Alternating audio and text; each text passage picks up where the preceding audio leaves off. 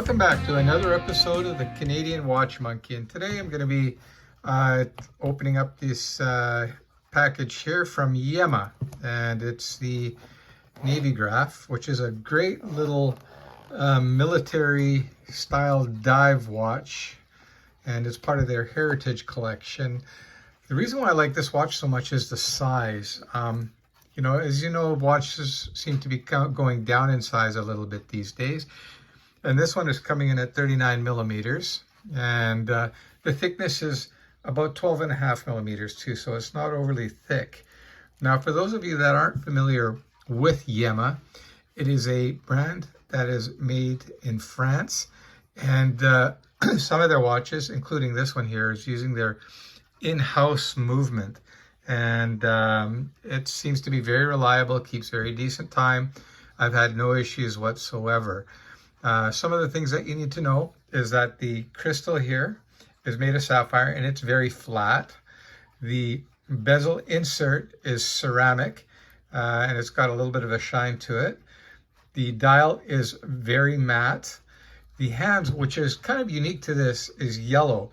And I think it looks really great, something a little bit different.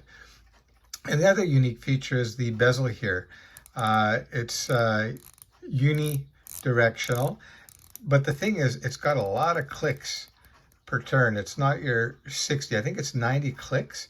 And yeah, it's very smooth, very like silky smooth. I don't know if you guys can hear that, but that's very smooth.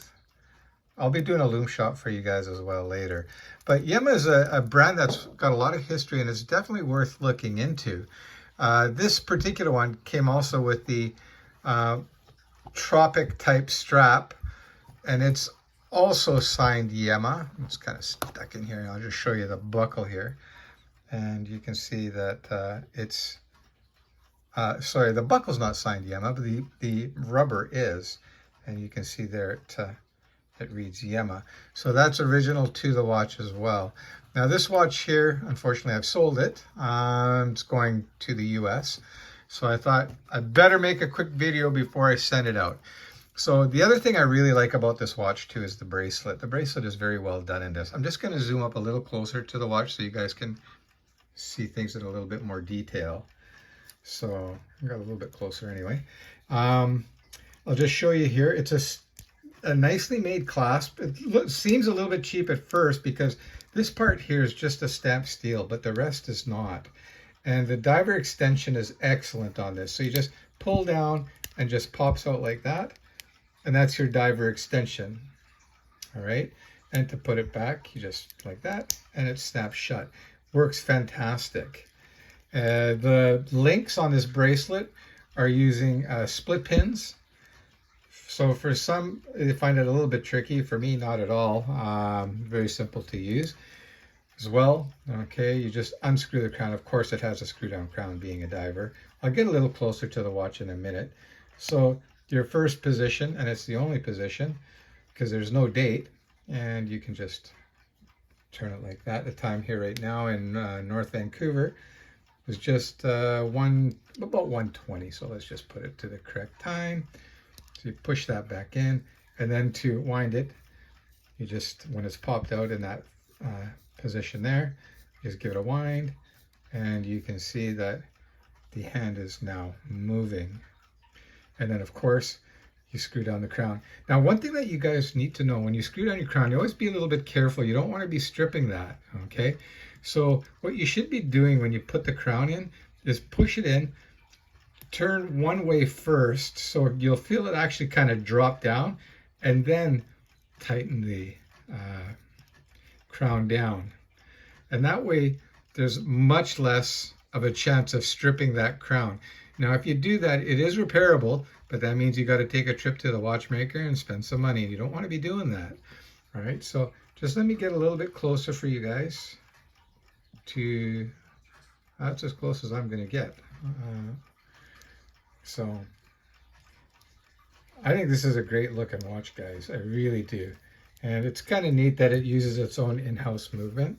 Today I'm wearing my Panerai, which is a completely different watch. It is a dive watch, but it's completely different in that it's quite massive in comparison. This is a 45mm watch, and this is a 39mm, and you can see quite a difference in size. Most of my watches these days are in around that 38, 39mm. I really like that size. Some going down as low as 36, which like I said, I really like. But once in a while, I do like to wear larger watches. And this is the Panerai 380, if you're wondering.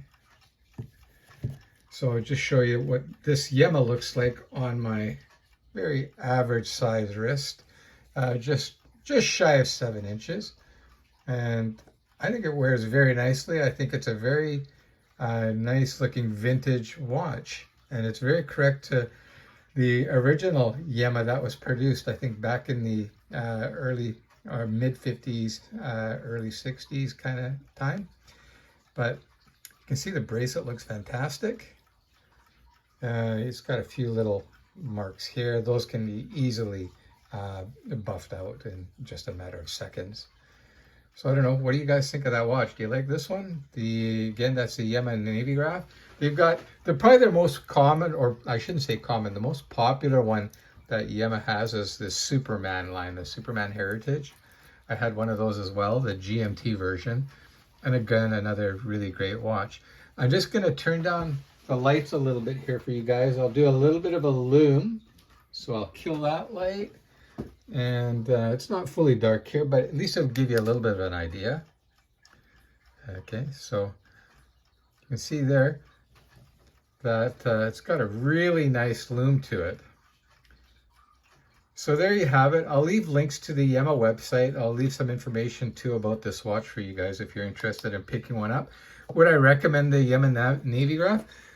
I would say absolutely, especially if you like smaller watches. I would say this is very comparable in size to my Black Bay 58. Thickness, the overall shape and design of the watch is reminiscent of the Black Bay 58. And this can be had for typically under $1,000. So as far as I'm concerned, for that kind of money, this is one hell of a watch. So that's it for today. I will be doing another review shortly. I know I haven't been around for a while, but I figured I had to get this one out of the way because she's moving on. All right, guys, take care, and we'll see you on the next one.